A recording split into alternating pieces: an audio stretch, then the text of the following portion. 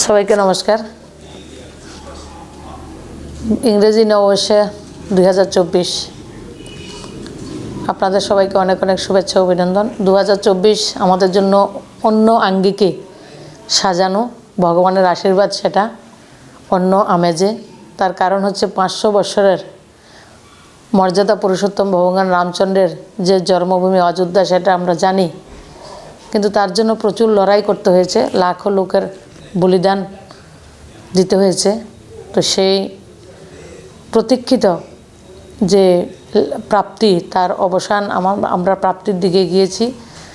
22 তারিখে ভগবান রামচন্দ্রের প্রাণ প্রতিষ্ঠা এবং ভগবানের গৃহপ্রবেশ। আমরা আবেগতাড়িত, আপ্লুত। আমরা এই স্বর্ণিম সনের একবারে ঐশ্বরিক এক দান যদি আমাদের উপরে না থাকতো, তাহলে আমরা এই বিষয়ের সাক্ষী, রামের প্রাণ প্রতিষ্ঠা, ভগবান রামের প্রাণ প্রতিষ্ঠা এবং গৃহপ্রবেশ, সেটা আমরা সাক্ষী হতে চলছি। তা বিশাল বড় প্রাপ্তি, অনেক বড় গৌরবের, সেটা বলে কয়ে বোঝানো সম্ভব না। তো তার জন্য সবাইকে অনেক অনেক শুভেচ্ছা। আমাদের সবার জীবন রামময় হোক, সুন্দর হোক, সুবাসিত হোক। তার পাশাপাশি আজকে আমাকে বলা হয়েছে যে বিকশিত ভারত সংকল্প যাত্রাটা কি। বিকশিত ভারত সংকল্প যাত্রা দেশের যশস্বী প্রধানমন্ত্রী মাননীয় মোদীজি 2023-এর 15 নভেম্বর ভগবান বিরসা মুন্ডাজির জনজাতি গৌরব দিবস উপলক্ষে তিনি সেটা শুরু করেছেন। ঝাড়খণ্ডের খুন্তি একটা ডিস্ট্রিক্ট, জনজাতি ডিস্ট্রিক্ট থেকে শুরু করেছেন। তার উদ্দেশ্য হচ্ছে প্রান্তিক নাগরিকরা, গরিব নাগরিকদের জন্য সরকার, গরিব মানুষের জন্য মাননীয় প্রধানমন্ত্রীজির সরকার সমর্পিত। 2014 সালে সরকারে আসার আগে এবং সরকারে আসার পরে উনি বলেছিলেন যে দেশের যারা জরুরতমন্দ, যাদের যেটা প্রয়োজন রয়েছে, তাদের জন্য আমার সরকার গরিবের জন্য, কৃষক, শ্রমিক, মহিলার জন্য সমর্পিত সরকার। তো সেই সরকারের জন্য গত 9 বছরে উনি অনেক যোজনা আমাদের জন্য তৈরি করেছেন, যার মূল কেন্দ্রবিন্দু হচ্ছে শোষিত, বঞ্চিত, যারাদের অধিকার থেকে বঞ্চিত ছিলেন, সেই মহিলা হোক, যুবক হোক, পুরুষ হোক, শ্রমিক হোক, তাদেরকে কৃষক, তাদেরকে কেন্দ্রবিন্দু রেখে প্রত্যেকটা যোজনা উনি তৈরি করেছেন। এবং গত 9 বছরে আমরা প্রান্তিক রাজ্য ত্রিপুরা, আমরা তার অনেক সুফল আমরা লাভ করেছি। যেমন প্রধানমন্ত্রী আবাস যোজনায় শহরে 94,153 জনকে ঘর দিতে সক্ষম হয়েছি আমরা, এবং গ্রামীণ জন্য 3,77,000 ঘর আমরা দিতে সক্ষম হয়েছি, যার মধ্যে নিয়ার অ্যাবাউট 80% কমপ্লিটেড। তাছাড়া 3,03,000 উজ্জ্বলা যোজনা গ্যাসের কানেকশান, 3,30,000 স্বচ্ছ ভারতে শৌচালয়, প্রায় 1,70,000 পরিবারকে দীনদয়াল উপাধ্যায় যে বিদ্যুৎ যোজনা, বিনা পয়সা কারেন্টের ব্যবস্থা করা, প্রায় 72% পরিবারে প্রধানমন্ত্রী জল জীবন মিশনের প্রতি ঘরে নল, প্রতি ঘরে জলের ব্যবস্থা, 2,18,000 নাগরিক ই-শ্রম কার্ডের অন্তর্ভুক্ত হয়েছেন, 13 লাখের উপরে নাগরিক আমরা আয়ুষ্মান ভারতের কার্ডের অন্তর্ভুক্ত আমরা হয়েছি। তাছাড়া 2 লাখের উপরের নাগরিক আমরা, ত্রিপুরা রাজ্যের সংখ্যায় আমি বলছি, আমরা আয়ুষ্মান ভারত কার্ডের লাভ আমরা গ্রহণ করেছি। রোজগারের জন্য স্বরোজগার আত্মনির্ভর ভারতের লক্ষ্যে উনি আমাদেরকে অনেক প্যাকেজ দিয়েছেন। শুধু আমার ওয়েস্ট ত্রিপুরা ডিস্ট্রিক্টে, যেটা আমার লোকসভার, তে প্রায় 900 কোটি টাকার আত্মনির্ভরের প্যাকেজ দেওয়া হয়েছে। এছাড়া যুবকদেরকে, শ্রমিক, আমরা যারা ব্যবসায়ী, ক্ষুদ্র ব্যবসায়ী, মাঝারি ব্যবসায়ী, বড় ব্যবসায়ী, 50,000 টাকা থেকে 15 লাখ টাকা পর্যন্ত মুদ্রা লোনের যে ব্যবস্থা মাননীয় প্রধানমন্ত্রী যে শুরু করেছেন, গত 6-7 বছরে আমাদের রাজ্যে যুবকরা যারা নিজেদেরকে বেকার বলেন, সকার করার জন্য, আত্মনির্ভর হওয়ার জন্য মাননীয় মোদীজির কথায় উদ্বুদ্ধ হয়ে ওনার সংকল্প নিয়ে পথ চলা শুরু করেছেন। এমন 26 লাখ নাগরিক ত্রিপুরা রাজ্যে আমরা মুদ্রা লোনের সুবিধা আমরা গ্রহণ করেছি, যার ভ্যালু হচ্ছে 13,746 কোটি টাকা। 13,746 কোটি টাকা গত 7 বছরে আমার ত্রিপুরা রাজ্যের সাধারণ নাগরিকরা আত্মনির্ভর হওয়ার জন্য, আজীবিকা গ্রহণ করার জন্য সেই কাজগুলো ওনারা করেছেন। এই যে আমি বিষয়গুলি বললাম, এই বিষয়গুলি থেকে কোনো নাগরিক যদি গরিব নাগরিক বঞ্চিত হয়ে থাকেন বিভিন্ন কারণে, যেমন ধরুন বিগত দিনে যে সরকার ছিল, যে সরকারের সমর্থক এবং কট্টর সমর্থক, শুধু সমর্থক হলে হবে না, মিছিল মিটিং করলে হবে না, ভোট দিলে হবে না, একবারে ডান্ডাধারী সমর্থক, যারা ওতপ্রোতভাবে কমিউনিস্টের সঙ্গে যুক্ত ছিলেন, যাদের সরকারে, সংগঠনে, শাসনে, প্রশাসনে যাদের উঠা বসা ছিল, এই ধরনের মানুষকে বললেই একটা ঘর পাওয়া যায়, একটা লোন পাওয়া যায়, কোনো চাকরি পাওয়া, যে কোনো সুবিধা তাদের থেকে পাওয়া যেত। তো আমাদের সরকার আসার পরে অনেক মানুষের ধারণা ছিল যে আমরা তো ভারতীয় জনতা পার্টির মিছিল মিটিং করি না, আমরা বিজেপি করি না, আমাদেরকে কেন সুবিধা দেবে, আমরা কেন সুবিধা পাবো, এই ধরনের জিজ্ঞাসা, এই ধরনের প্রশ্ন মানুষের মধ্যে ছিল। কিছু কিছু মানুষ রয়েছে যে আমার রেশন কার্ডটা আলাদা নেই, আমার জন্য আলাদা বাড়ির জায়গা নেই, আমি কি করে বাড়ি পাবো। এবং এইভাবে যে সাধারণভাবে প্রত্যেকটা নাগরিকদের সরকারের সুবিধা পাওয়া যায়, অন্যদের মধ্যে ধারণা ছিল না। তো ত্রিপুরা থেকে গোটা দেশে বিভিন্ন জায়গায় গত 9 বছরের যে কাজগুলি মাননীয় প্রধানমন্ত্রীজি আমাদেরকে ডেভেলপমেন্টের জন্য, আমাদের আত্মনির্ভরের জন্য, আমাদেরকে সম্পূর্ণতা দেওয়ার জন্য অন্তোদয়ের ভাবনা নিয়ে উনি শুরু করেছেন, কিছু কিছু মানুষ হয়তোবা সেই জায়গা থেকে বঞ্চিত হয়েছেন, এটা প্রধানমন্ত্রীজির ধারণা। তো উনি বলছেন যে গত 9 বছর আমি যে কাজ করেছি, যারা যারা বঞ্চিত হয়েছেন, কারা কারা পেয়েছেন, সেটাও আমি জানতে চাই। যারা পাননি, যারা উপেক্ষিত হয়েছেন, তাদেরকে আমি সব কিছু দিতে চাই। এই সংকল্পনা নিয়ে সংকল্প সে সিদ্ধি উনি বিকশিত ভারত সংকল্প যাত্রা শুরু করেছেন। দেশের 2,70,000 পঞ্চায়েত, 4,800 নগর পঞ্চায়েত, পৌর পরিষদ, পৌর নিগম, সমস্ত জায়গায় একদিনে একটা আইসি ভ্যান, মোদিজির গ্যারান্টির গাড়ি, সমস্ত ব্যবস্থা নিয়ে একটা পঞ্চায়েতে একদিনে একটা গাড়ি 2টো পঞ্চায়েতকে কভার করবে, সে সংকল্প নিয়ে শুরু হয়েছে। আজকে প্রায় 60 দিন ওটার হয়েছে এবং বিশাল একটা সারা, যেটা সংকল্প যাত্রাটা উৎসব নয়, দেশের নাগরিক এবং আমাদের রাজ্যের জনসাধারণ এটাকে মহোৎসবে পরিণত করেছেন। এই সংকল্প যাত্রা কতদিন পর্যন্ত চলবে? এই সংকল্প যাত্রা 2023-এর 15 নভেম্বর থেকে 26শে জানুয়ারি পর্যন্ত থাকবে। আমি আমার রাজ্যের, আপনার চ্যানেলের মাধ্যমে আমার রাজ্যের যারা নাগরিক রয়েছেন, যারা সমাজের জন্য কাজ করতে চান, জনপ্রতিনিধি, বাজার কমিটি, ব্যবসায়ী কমিটি, আমাদের ক্লাব থেকে শুরু করে প্রত্যেকটা দায়িত্বপূর্ণ নাগরিক যারা রয়েছেন, সবার কাছে অনুরোধ থাকবে এবং আমার দলের যারা পৃষ্ঠা প্রমুখ থেকে সংগঠনের বিভিন্ন পদে যুক্ত রয়েছেন, দায়িত্বে রয়েছেন, আপনাদেরকে অনুরোধ করব 25শে জানুয়ারির মধ্যে আমাদের পঞ্চায়েতে গাড়ি চলে গেছে, গাড়ি কোথায় পাবো সেটা চিন্তা করবেন না। যদি কোনো কিছু মানুষ ঘর থেকে, জল থেকে, শৌচালয় থেকে, উজ্জ্বলার গ্যাস থেকে বঞ্চিত থাকেন, আয়ুষ্মান ভারত থেকে বঞ্চিত থাকেন, আপনারা সবাই কাগজপত্রগুলি তৈরি করে আপনারা বিডিওর সঙ্গে যোগাযোগ করুন। মাননীয় প্রধানমন্ত্রীর যে স্বপ্ন হচ্ছে ভারতকে বিকশিত করতে হবে, 2047-এর একটা শপথ আমরা নিয়েছি। উপনিবেশিকের মনোভাব থেকে আমাদেরকে বেরিয়ে আসতে হবে, আমাদের সম্পূর্ণ ভারত নির্মাণ করতে হবে এবং সম্পূর্ণ ভারত, বিকশিত ভারত, আত্মনির্ভর ভারত যদি নির্মাণ করতে হয় আমাদের প্রত্যেককে সম্পূর্ণ হতে হবে। তো প্রত্যেককে সম্পূর্ণ হতে গেলে এই যে সুবিধাগুলি, 17টা গ্রামীণের জন্য 17টা এবং শহরের জন্য 20টা, তার বাইরে আমাদের জনজাতিদের জন্য আলাদা 5টা বিষয় রাখা হয়েছে। সিকেল সেল অ্যানিমিয়া, জনজাতিদের জন্য পাট্টার ব্যবস্থা, যারা সেলফ হেল্প গ্রুপের মধ্যে রয়েছেন বন্ধনের মাধ্যমে তাদের উৎপাদিত পণ্যকে কিভাবে মার্কেটিং করা যায়, সেলফ হেল্প গ্রুপের মাধ্যমে বন্ধন রেজিস্ট্রেশন করে।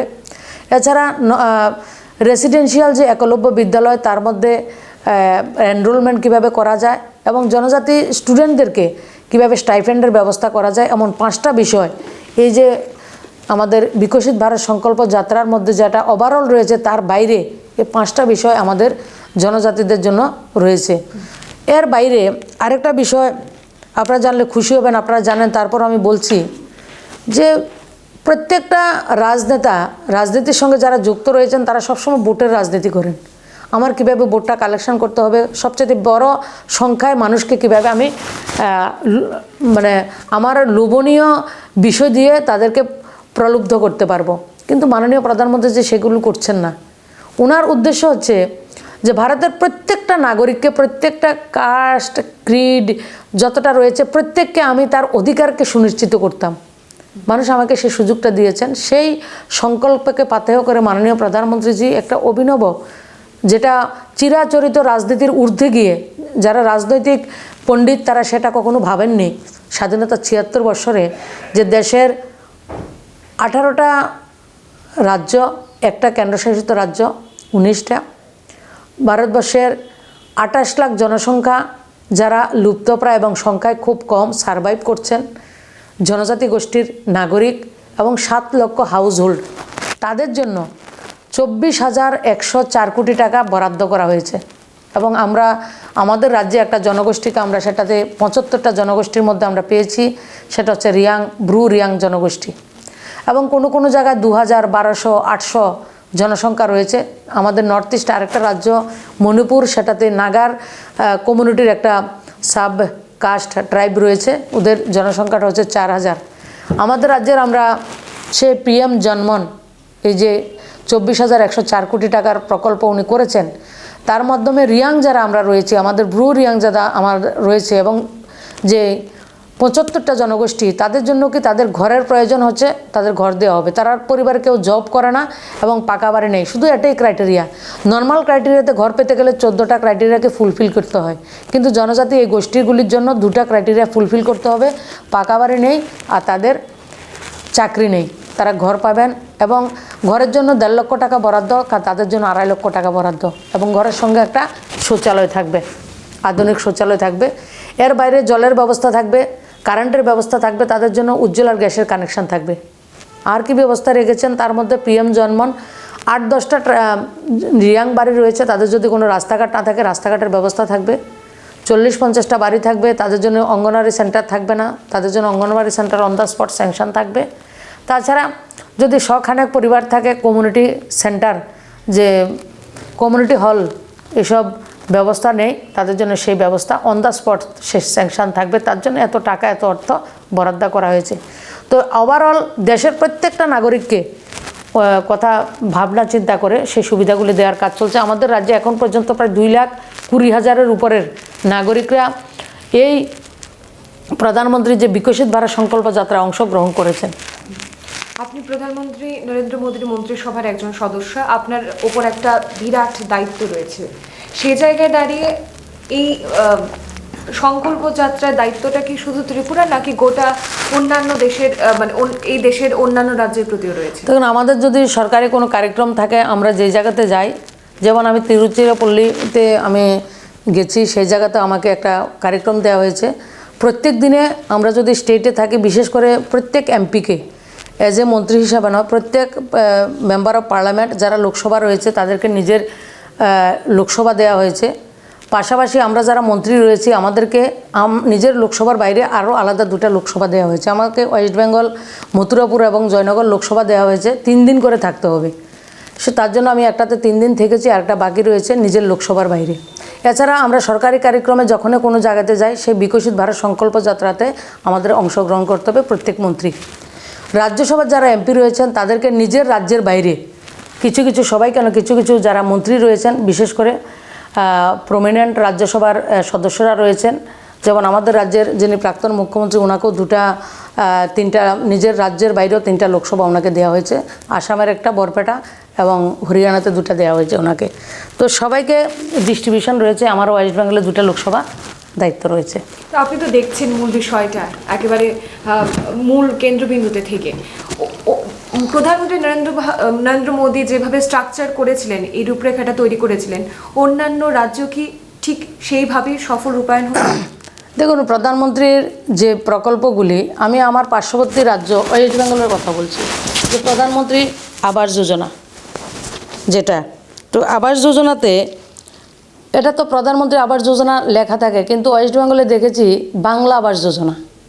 তো অনেকের সঙ্গে আমি কথা বলেছি, মথুরাপুর যখন আমি গেলাম, যে আপনি তো বাংলা আবাস যোজনা পেলেন, 1,30,000 টাকা ক্যাশ দেওয়া হয় ওনার ডিবিটি করে, কিন্তু লেখা আছে 1,20,000 টাকা। তো ওনাকে জিজ্ঞেস করলাম আপনাকে 1,20,000 টাকা দেওয়া হয়েছে, আমরা তো অন্যান্য জায়গায় 1,30,000 টাকা দেওয়া হয়। বলে না, প্রথমে আমাদেরকে 10 লাখ টাকা দিচ্ছে না, 10,000 টাকা দিচ্ছে না, মানে 30,000 টাকা থেকে 1,20,000 টাকা দিচ্ছে।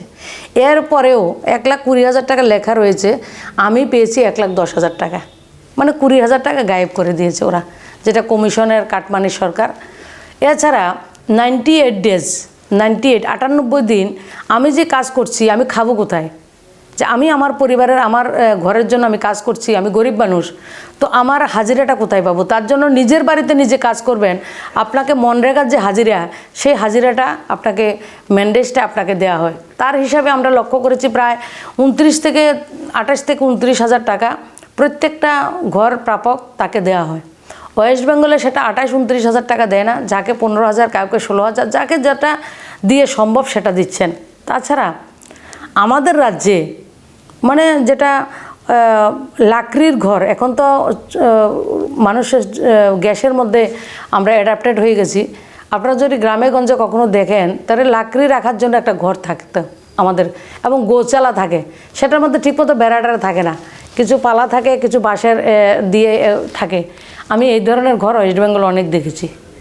এবার সবসময় যখন যাই, এবং ওয়েস্ট বেঙ্গলে আমরা সভ্য সমাজের মানুষ, আমরা পাকা বাড়ির কথা বলছি, এবং আমাদের রাজ্যে প্রায় 4 লাখের উপরে পাকা বাড়ি এখন পর্যন্ত নির্মাণ হয়েছে। আমরা ছোট স্টেট হতে পারি, কিন্তু ওয়েস্ট বেঙ্গল এখনও আমরা যখন যাই, শহর থেকে একটু 20-25 কিলোমিটার শহরের ব্যারিগেডটা থেকে একটু বেরিয়ে গেলে দেখা যায়, মা একটা তিরপল দাও, মানে মাথাটা গুজার জন্য একটা তিরপল, একটু পলিথিন এখনও মানুষ চায়।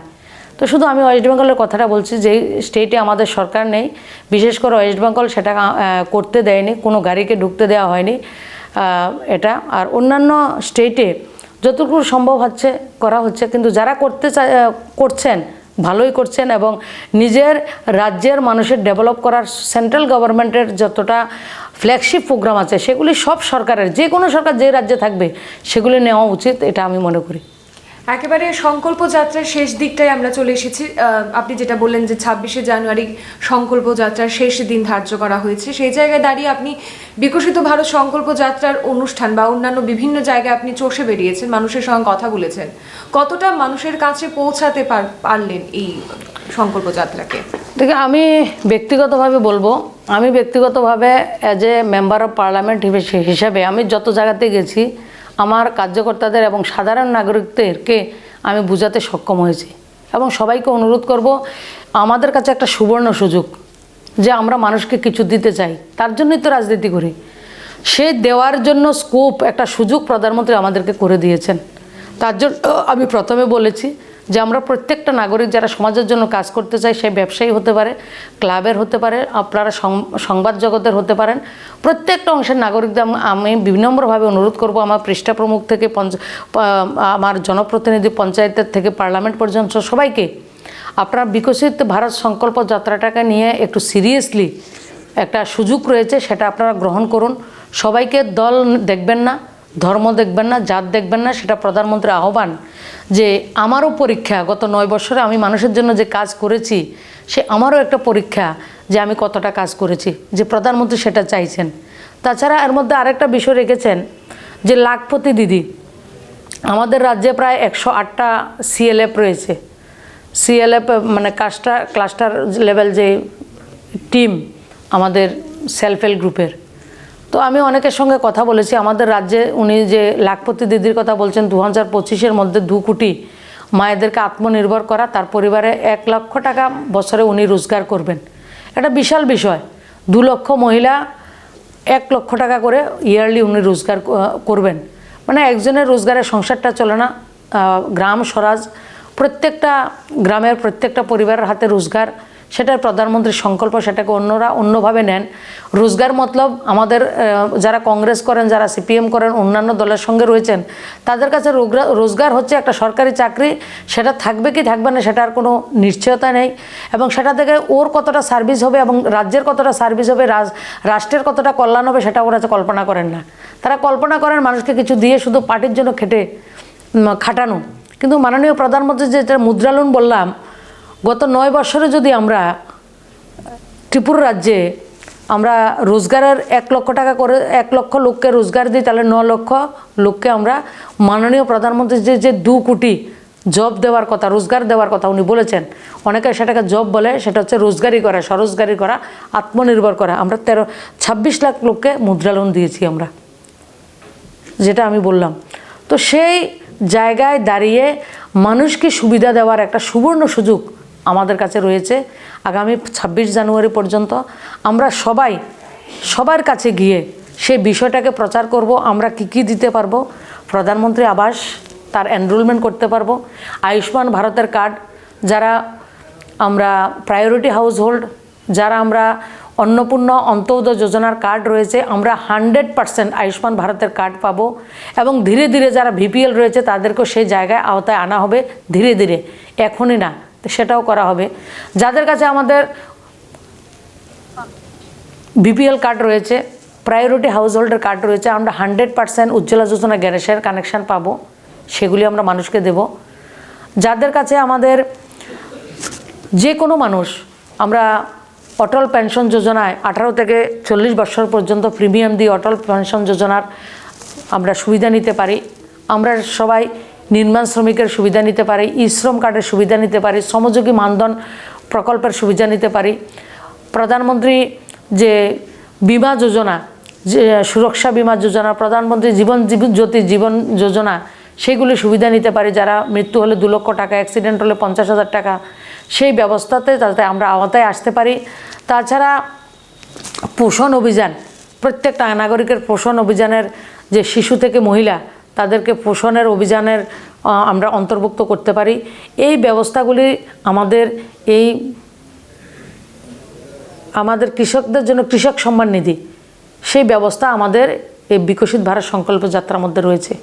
অন দ্য স্পট সমস্ত কিছু দিতে পারবো, আর তার গ্যারান্টির মোদিজির গ্যারান্টির গাড়ি সেটা দেবেন, যে সেটাই গ্যারান্টি। আর প্রধানমন্ত্রী বলেছেন যে প্রত্যেকটা প্রকল্পের সুবিধা আমি অন দ্য স্পট দেবো, কিন্তু একটা প্রকল্পের সুবিধা আমি মে মাসে দেব, সেটা হচ্ছে প্রধানমন্ত্রী আবাস যোজনা। প্রত্যেকটা সুবিধা আপনারা অন দ্য স্পট পেতে পারেন। আর একটা সুবিধা শুধু, প্রধানমন্ত্রী আবাস যোজনার এনরোলমেন্টটা এখন করবেন, কিন্তু আপনারা ঘরের স্যাংশনটা মে মাসে পাবেন। এটা যে পাবেন, এটার গ্যারান্টি পাওয়ার গ্যারান্টিটা হচ্ছে দেশের প্রধানমন্ত্রী মোদিজি। তাই সবাইকে অনুরোধ করব, বিকশিত ভারত সংকল্প যাত্রাটা একটা অভিনব, অদ্ভুত, যারা একটা প্রধানের কাছে যাওয়া আমাদের জন্য দুষ্কর ছিল। আগরতলা শহরে যারা রয়েছি, একজন কমিশনারের কাছে যাওয়া, কর্পোরেটরের কাছে যাওয়া আমাদের কাছে দুঃস্বপ্নের মতো ছিল। যারা দল করেন এবং দলের প্রথম সারির নেতৃত্ব, তারাই তাদের কাছে যেতে পারেন। আজকের দিনে প্রত্যেকটা নাগরিকের জন্য মাননীয় প্রধানমন্ত্রীজি নিজে এসে উনি বলছেন যে আমি আপনাদের পরিবারের একজন, আমি চাই আমার পরিবারের সবাই সুখী সমৃদ্ধশালী হবে, সম্পূর্ণভাবে আত্মনির্ভর হবে। সেই সংকল্প নিয়ে প্রত্যেকটা পঞ্চায়েতে মোদিজির আইসি ভ্যান, প্রধানমন্ত্রীর গ্যারান্টির গাড়ি এসে পৌঁছেছে। যদি কোনো পঞ্চায়েত সেই সুবিধা থেকে বঞ্চিত হয়ে থাকেন, গাড়ি আপনার পঞ্চায়েত থেকে বেরিয়ে এসেছে, আপনি কষ্ট পাবেন না। সবাইকে একটা করে কাগজপত্র নিয়ে আপনি বিডিও অফিসে যাবেন।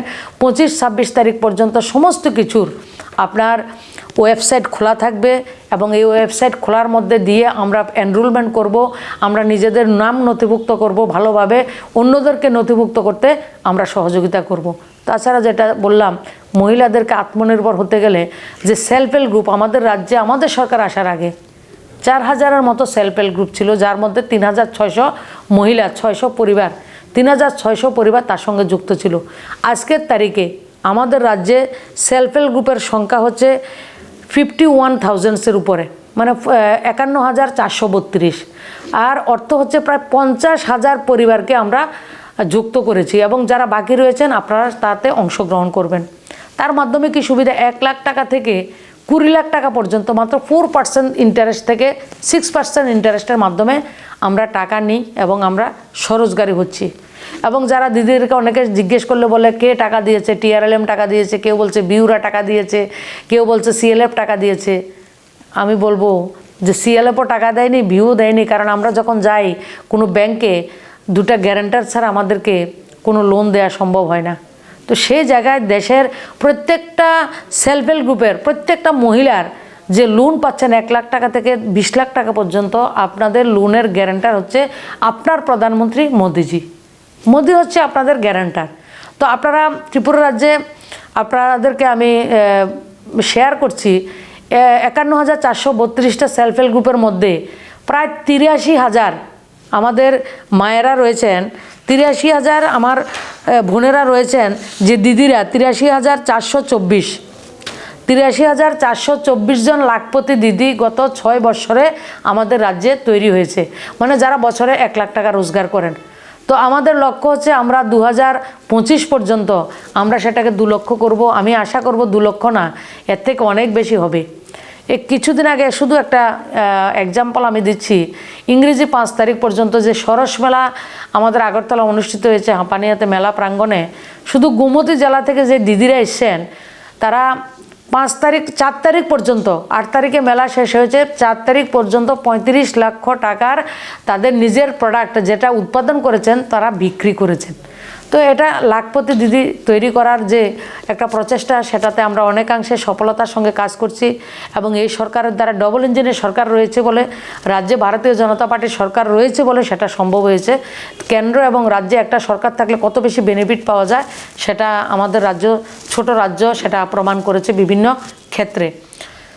এর বাইরে মাননীয় প্রধানমন্ত্রীজি আগামী 2 বছরের মধ্যে দেশের 15,000 মহিলাদেরকে ড্রোনের প্রশিক্ষণ দেওয়াবেন এবং শুরু হয়েছে সেটা হচ্ছে নমো ড্রোন দিদি। নমো দিদি, নমো মতলব মহিলাদেরকে সম্মান করানো, মহিলাদেরকে আত্মনির্ভর করা, তার আত্মমর্যাদা বৃদ্ধি করা, যে আমরা অনেক কিছু করতে পারি, আমাদের মধ্যে ক্ষমতা ছিল, সেটা ক্ষমতাকে আমাদের সঙ্গে, আমার ক্ষমতা একজন মহিলার সঙ্গে মহিলার যে ক্ষমতা, মহিলার যে আত্মবিশ্বাস, সেটার সঙ্গে পরিচিতি আমাদেরকে মোদিজি করে দিয়েছেন। তো আজকের দিনে নমো ড্রোন দিদি একটা অভিনব প্রচেষ্টা, এবং তার মাধ্যমে 15,000 বোনদেরকে ড্রোনের ট্রেনিং, ড্রোনের মাধ্যমে রিমোট কন্ট্রোলের মাধ্যমে ড্রোনকে আমরা কন্ট্রোল করব, এবং এই ড্রোনের মাধ্যমে সার ওষুধ কৃষিকাজে আমরা সেটাকে ব্যবহার করব। কম সময়ে অনেক বেশি কাজ হবে এবং সার ওষুধ ছড়ানোর একটা সুন্দর ব্যবস্থা থাকবে। মহিলারা তার মধ্যে আত্মনির্ভর হবেন, রোজগারি হবেন এবং তারা টেকনিক্যালি সাউন্ড হবেন। 15,000 সঙ্গে 15,000 মহিলাকে আরও হেল্পার হিসাবে ট্রেনিং দেওয়ানো হবে আগামী 2 বছরের মধ্যে। যে এই পদ্ধতিগুলি করা হয়েছে তার মাধ্যমে গোটা দেশের প্রত্যেকটা অংশকে, প্রত্যেকটা সেক্টরকে অ্যাড্রেস করে তাকে আত্মনির্ভর করা, দেশকে এগিয়ে নিয়ে যাওয়া। 2047 সালের মধ্যে আমরা একটা শপথ নিয়েছি, প্রত্যেকটা বিকশিত ভারত সংকল্প যাত্রায় আমরা আমাদের উপনিবেশিক যে মানসিকতা, বিদেশি মানসিকতা, তার থেকে বেরিয়ে আসব। আমাদেরকে যারা রক্ষা করছেন, আমাদের সেনা, আমাদের পুলিশ, আমাদের জওয়ান, তাদের প্রতি আমাদের শ্রদ্ধা থাকবে, আমাদের দেশের প্রতি আমাদের ত্যাগ থাকবে, এবং আমরা সবাই সম্মিলিতভাবে কাঁধে কাঁধ মিলিয়ে সবাই সঙ্গে থেকে দেশকে দুনিয়ার সর্বশ্রেষ্ঠ এবং সবচেয়ে গৌরবশালী, পরম বৈভবশালী রাষ্ট্র আমরা 2047-এর মধ্যে নির্মাণ করব। সেই সুপ্ত অঙ্কুর, সুপ্ত বীজটা, একটা ছোট্ট বীজ হচ্ছে এই বিকশিত ভারত সংকল্প যাত্রা, ভারতকে স্বনির্ভর করার লক্ষ্যে। ধন্যবাদ।